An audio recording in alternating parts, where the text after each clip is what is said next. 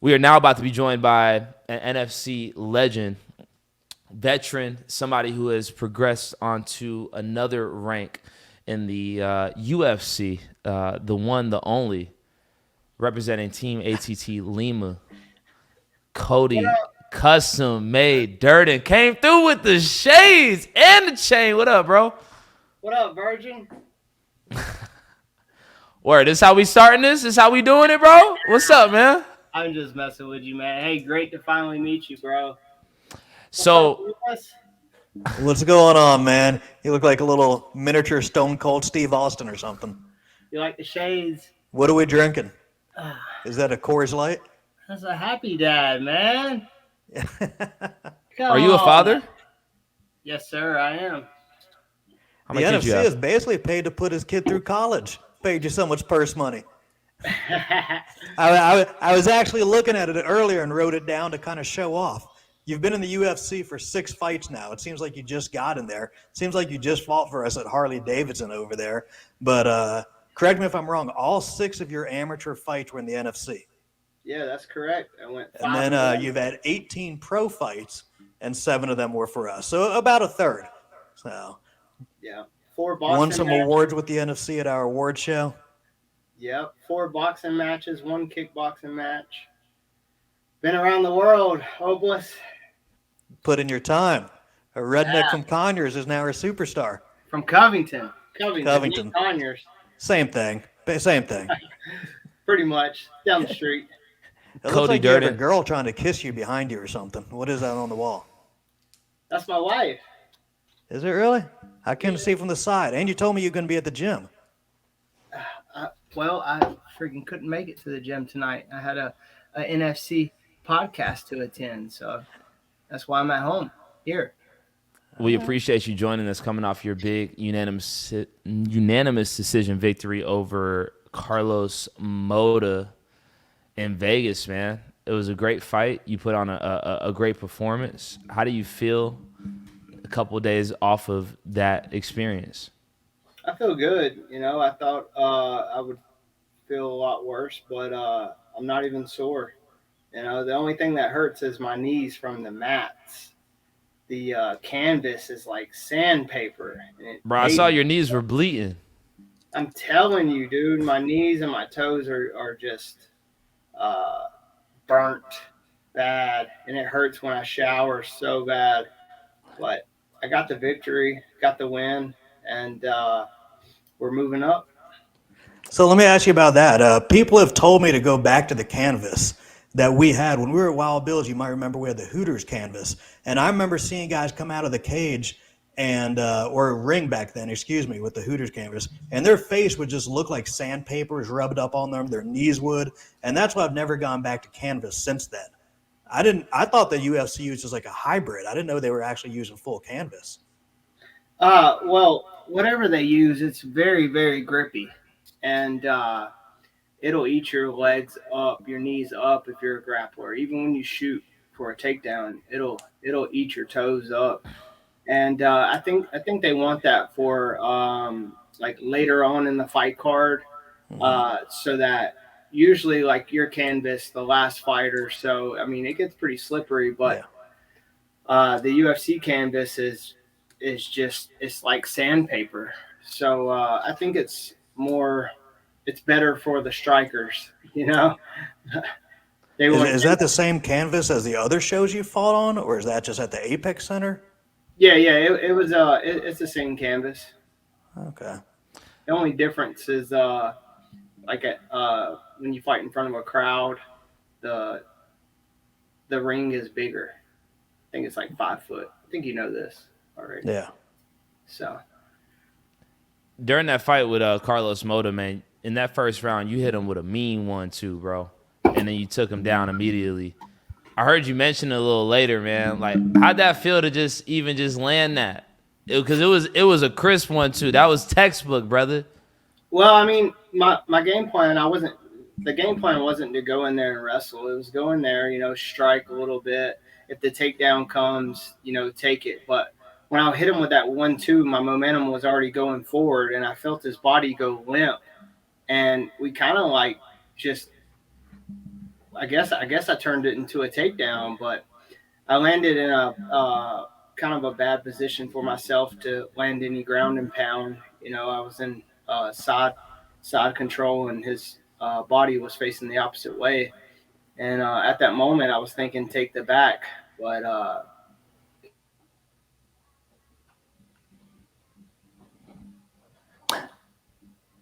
It's all good. It's technology, man. I saw his eyes, and then I saw him come back, and that's when he started playing the jiu-jitsu game, going straight to his back.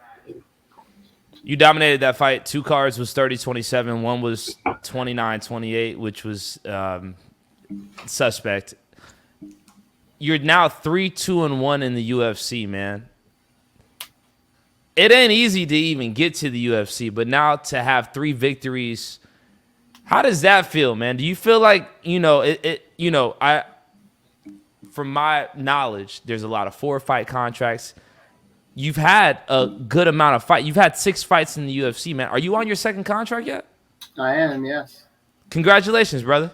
Thank you. I mean, I should. My record in the UFC should be a little better. When I fought Jimmy Flick, I tore my ACL in the first round. I felt my knee pop. I had a broke toe going into the fight. Then I caught pink eye when we were supposed to originally fight. I even took a picture on the way to fight him, and my eye was fine. But I woke up Wednesday, my eye was kind of, itching. And then I woke up Thursday, it was getting worse. So we contacted the UFC doctors, and it was conjunctivitis. So I woke up Saturday. We had done everything we could to make the fight happen. And the UFC doctor got on a FaceTime call, and he pulled the fight. And 2 weeks later, I still showed up, and we didn't get the win. But if I ever rematch him, I think things will go a lot different. Now, your UFC career got started off with a draw, and then a loss. You're 3-2-1. There was one particular fight against Ari Lang. Got his name. Arichi Lang, man. Following that fight, you were interviewing with Daniel Cormier, and then you said something that really sent a lot of rifts through the internet, man. I don't know if you were able to ever just clear up what you meant when you said, like, I'm about to send his ass back to China. Well, obviously, I meant I want to send his ass home with a loss, but I said I had to send him back to China where he belongs, and a lot of people took it the wrong way, and I got called a lot of things that I'm not. People know me; they know what I'm about, and I'm far from what I was accused of being. How'd that make you feel, bro? At first, it was kind of like whatever, but as time went on, it's just, man. I mean, I'm far from what I was being accused of, and people know me at my gym, American Top Team, Team Lima, and American Top Team Coconut Creek. They know I'll get the shirt off my back to anyone. I help people a lot. I help people. I've bought Christmases for families before I even got in the UFC that weren't even my skin color, but I don't post it. I don't feel like I need to, I enjoy helping people. And one thing I'm going to do, as I continue to grow is I'm going to continue to give back. And I do give back. I do giveaways. I've donated money to charity, and I've done a lot of things behind the scenes that I probably should post, and I probably should say that I do, but I feel like my friends and the people that really support me are the ones that they know what I'm about, and so I don't have to prove that to anyone. You'd say you'd give the shirt off your back. You don't even have a shirt on your back tonight, buddy.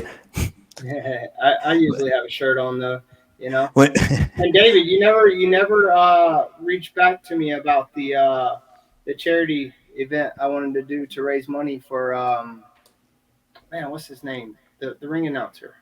Jeez. Jose? Jose Jose, yeah. Santiago. Yeah, so I talked to Jose about him doing something before, and he seemed to not want to do anything when we spoke. We had a different idea about doing like random announcers during a fight or something like that he brought to me a few months ago, and I asked him if it wanted to be something where it goes to charity, and he just wasn't interested in that point. So maybe reach out to Jose directly and ask him if he wants to do it. If he's down with it, I'll definitely help promote it. But I just didn't think he wanted. I think he's got money. I think he's got insurance. And it was something that he didn't want to bring. He wants to bring attention to, but he didn't want to bring it to a financial cause, I guess you could say. So if he's down with it, go for it. But yeah, I'd hit him up directly. So Understood. but one you mentioned before you went to ATT Coconut Creek, you and Trey Sean both train at ATT Lima, but you guys both cross train at different gyms. Right. ATT Lima is one of the best gyms in Georgia for MMA fighting. Like, what makes you go down to Coconut Creek, and what do you get out of it? Well, I mean, just being at home and training at Team Lima since 2014, I'm pretty comfortable, You come home, you have your house duties, you have your wife, your kids, and you don't 100% focus on, the task at hand. And when I go to Coconut Creek, the training partners there are just world class. I can't tell you how many rounds I did with Kayla Harrison, with Danny Sabatello, Tony Gravely, Kyoji Horiguchi, Adriana Morez, Pantoja. Just the list goes on. And I've adapted well to that, and I focused on, the task at hand 100%. And it's just better for me. Everyone has their personal preferences, but I just believe that for me and my life and the situation I have at home with kids, with being a family man, I have to find the balance, and I balance it out when I'm here. But when the fight's booked in a few weeks before, 5, 6, 4 weeks before, I go to Coconut Creek and really focus. So for people that don't know about it, explain a little bit about it. When you go down to Coconut Creek, you guys actually live in a dorm at the gym or something like that, don't you? And how many guys live there? So the last flight, there's 12 dorms, I believe, and I'm staying up there with Mobsar, what's his name, Evolve. He was supposed to fight Bryce Mitchell, Omari, a bunch of like Bo Nickel. We're all staying up there in the dorm, and we're all breaking bread together, and it's just cool to meet those people and have dinner with them and just focus on fighting. We watch fights together in the commons area, and just even though we don't speak the same languages, there's always one guy that can translate it, and we just learn, search for that knowledge, and at least I do. And you stay away from your family for like 4 or 5 weeks leading into the fight. Yeah, Sleeping there. and it sucks. I'm not gonna lie, I'm not gonna act like a badass and stuff. I love my family. I love my dog, and I really. It has its days, when you come back to the room and you're just having that alone time, and it weighs on me, But I know what I'm there for, and it seems to be paying off for me. Is Juan Puerta down there with you? Is he? Yeah, over Juan Puerta. Yeah. I did a lot of rounds with him this training camp. So Following up with what you said about being away from your family and whatnot, man, during your post-fight press conference after your fight on Saturday, you said that, this is how I provide for my family. This is plan A. There is no plan B, man. Could you just go into a little bit more depth about what you meant when you said that? Well, right now at the stage in my career, I'm not making hundreds of thousands of dollars. I'm fighting. I got a family to provide for. I'm putting money away, but nothing to really, build off of right now. But this is what I have at the moment. I'm 31 years old. I'm in my prime, and I've thought about Plan B, but at the moment, this is all I have. So, this is what I have to give my all to.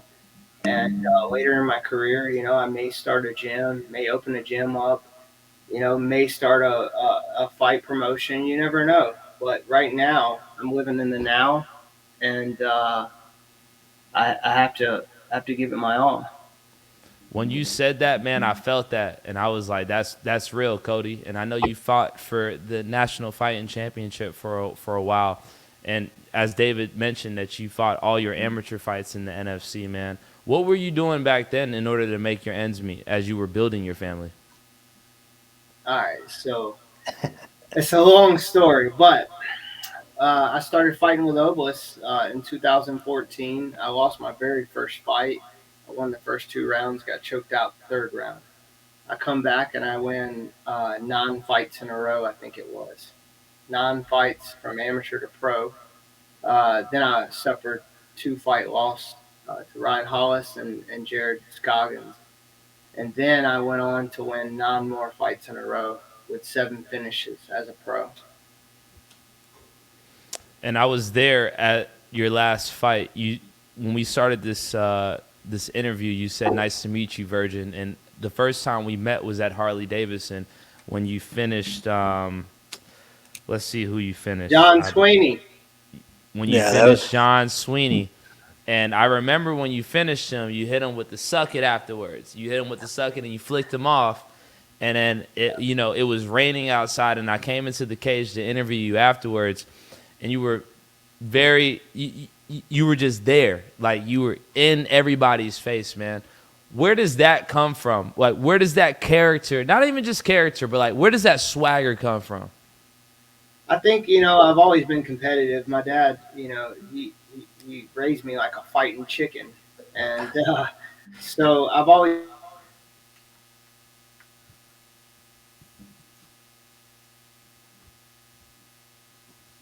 been competitive with school and elementary school. And, I was always a small guy. Like when I started wrestling in high school, I wrestled 103 pounds and I only weighed 80 pounds. Well, to be eligible to wrestle, you had to weigh like 93 pounds, something like that. So I would go and weigh in, and I'd put weights in my book bag, and I would weigh in just to be able to wrestle. And you know, when you're a small guy in high school and everyone's bigger than you, and I got picked on a lot when I was a kid, but I it just that's what made me so mean, really. The boy in high school, and I always told myself like one day, I'm gonna be the man. You know, I'm still not the man today. I'm not the champion, but maybe one day it'll happen. If it doesn't, oh well.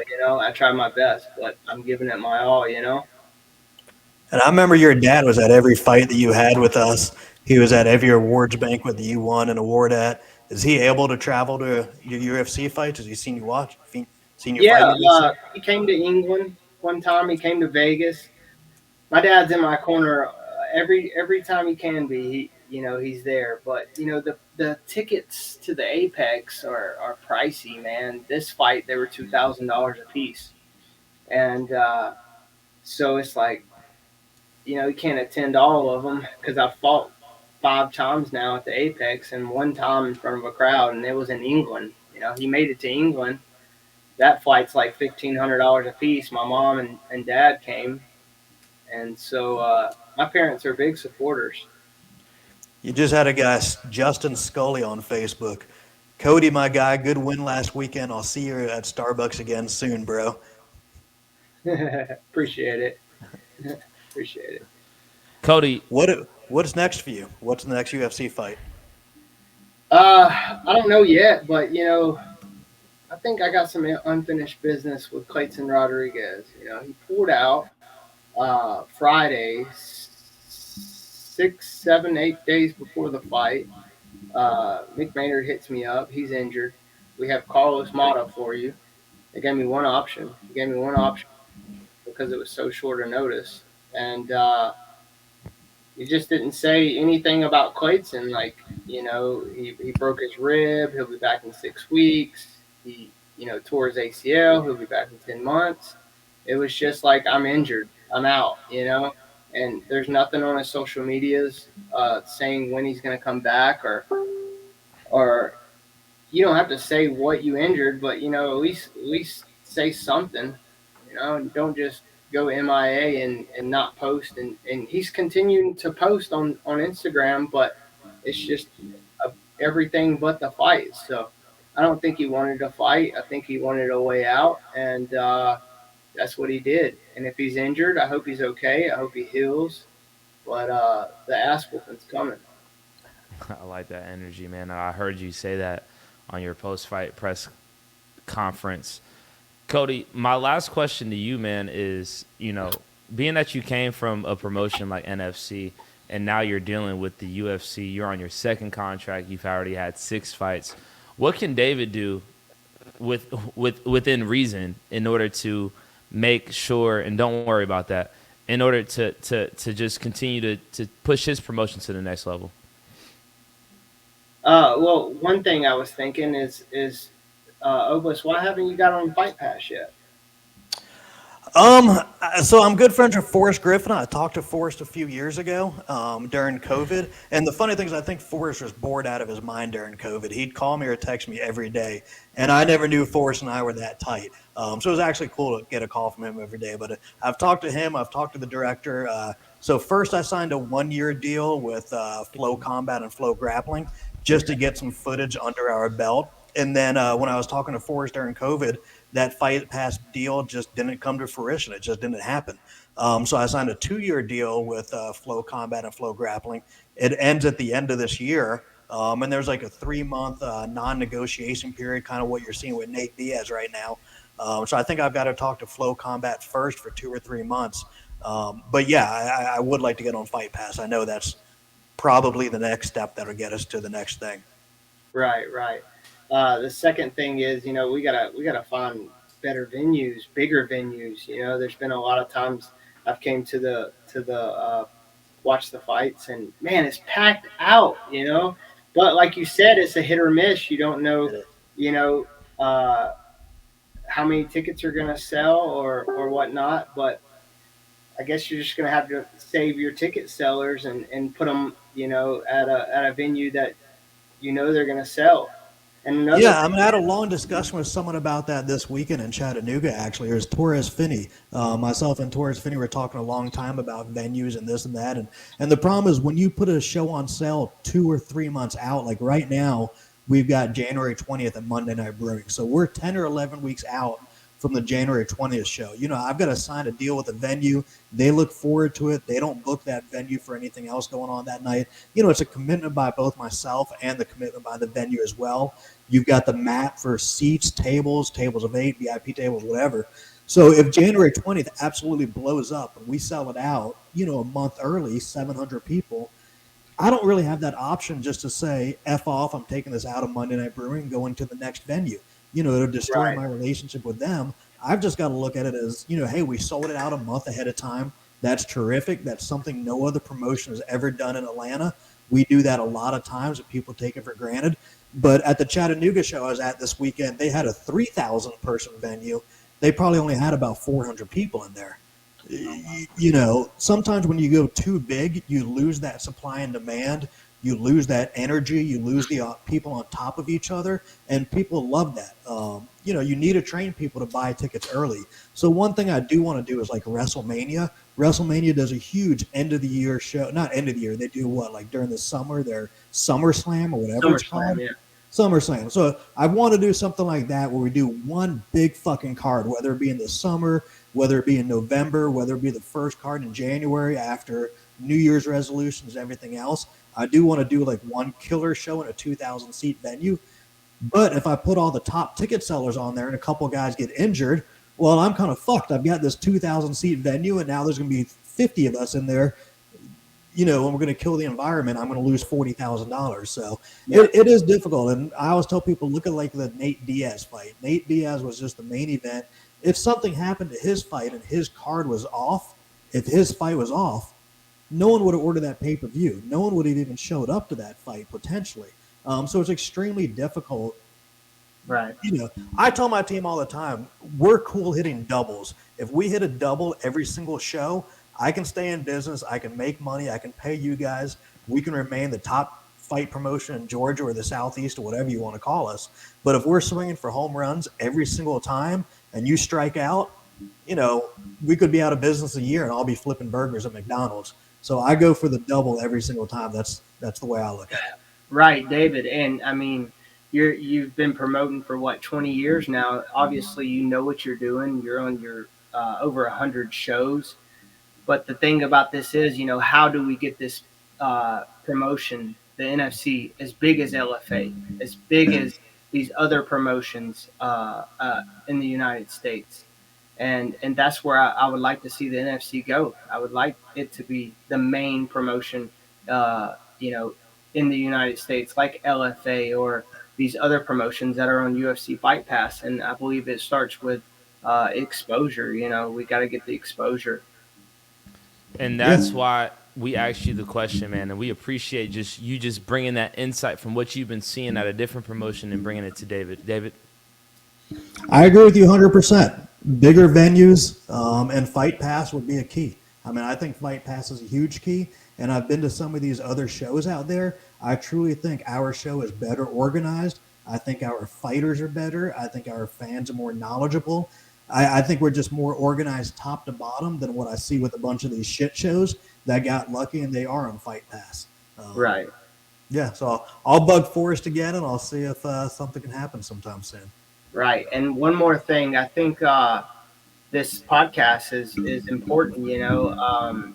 I've been listening to it, and I really get to know the young amateur fighters that have their first fight coming up, and now I know a little bit about their background, and I just think that's pretty cool, that y'all are doing the podcast, and I've been watching it. I don't say much, but I do watch it, and I love to see these guys' story.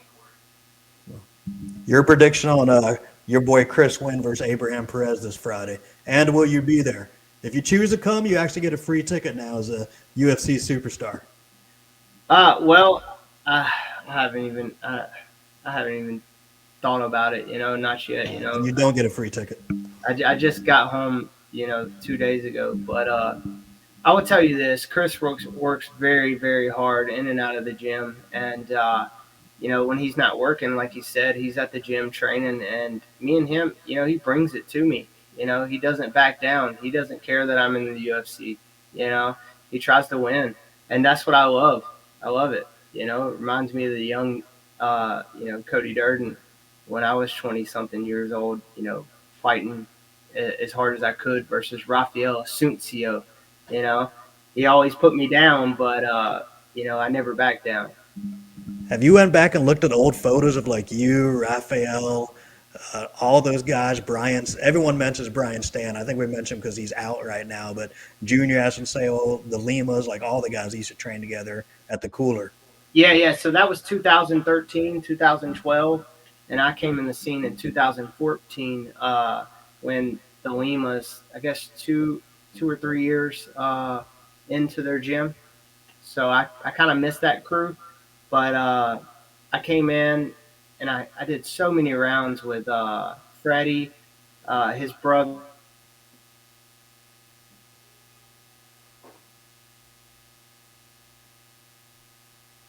What's the other's name? Junior, that's his name. How do you forget that?